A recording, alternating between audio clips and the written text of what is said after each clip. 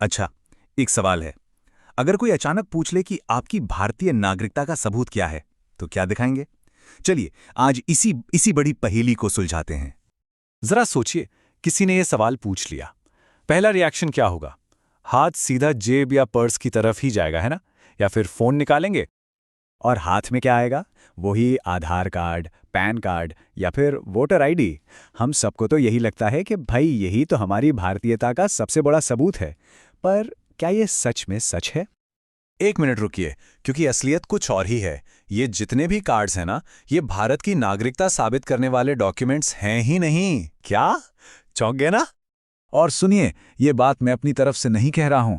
ये कहा है बॉम्बे हाई कोर्ट ने हाल ही में एक केस की सुनवाई में। कोर्ट ने बिल्कुल साफ साफ कहा है कि ये सारे कार्ड्स सिर्फ पहचान बताते हैं, नागरिकता नहीं। तो फिर नागरिकता और पहचान, इन दोनों में आखिर फर्क क्या है? चलिए इसी को समझते हैं। देखिए, नागरिकता मतलब सिटीजनशिप, ये एक लीगल रिलेशनशिप है, एक कानूनी रिश्ता, एक इंसान और उसके देश के बीच का। इसी रिश्ते की वजह से हमें वोट देने का हक मिलता है, कानूनी सुरक्षा मिलती है, काम करने का अधिकार मिलता है और सबसे बड़ी बात, एक एक अपनेपन का एहसास होता है। इसको ना थोड़ा और आसान करते हैं। पहचान पत्र जैसे आधार कार्ड, वो ये बताता है कि आप कौन हैं, आपका नाम, आपका पता। लेकिन नागरिकता का सबूत ये बताता है कि आप कहाँ के हैं, मतलब आप किस देश का हिस्सा हैं। फर्क समझ आया?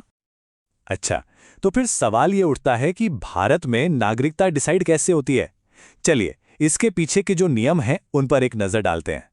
तो भारत में नागरिकता की जो पूरी कहानी है ना, वो दो मेन चीजों पर टिकी है।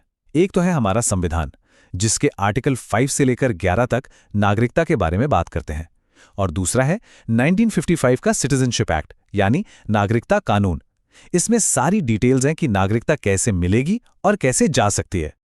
तो ये जो 1955 वाला कानून है, ये भारतीय नागरिकता पाने के 5 रास्ते बताता है। पहला, जन्म से। दूसरा, वंश से, मतलब माता पिता के आधार पर। तीसरा है रजिस्ट्रेशन से। चौथा, नेचुरलाइजेशन से, यानी प्राकृतिक रूप से। और पांचवा, अगर कोई नया इलाका भारत में शामिल हो जाए।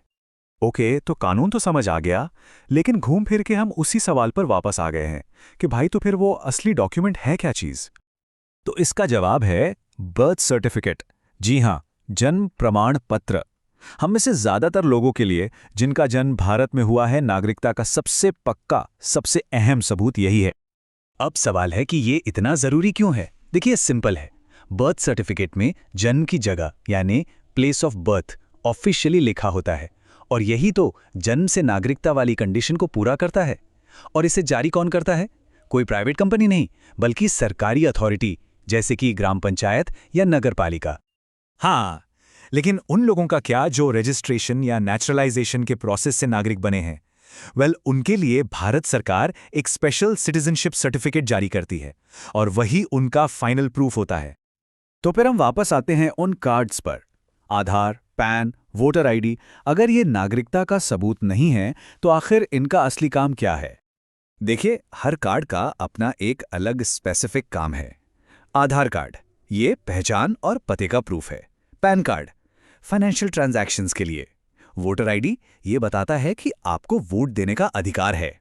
और पासपोर्ट, वो तो इंटरनेशनल ट्रैवल के लिए है। तो पॉइंट ये है कि इनमें से कोई भी डायरेक्टली सिटीजनशिप प्रूफ नहीं है।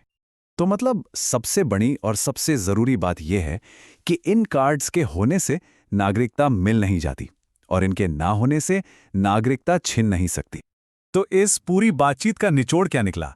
जो एक बात हमें हमेशा याद रखनी है वो ये है, हमेशा याद रखिए, किसी की भी नागरिकता उसके जन्म या वंश से तय होती है, पर्स में रखे कार्ड से नहीं।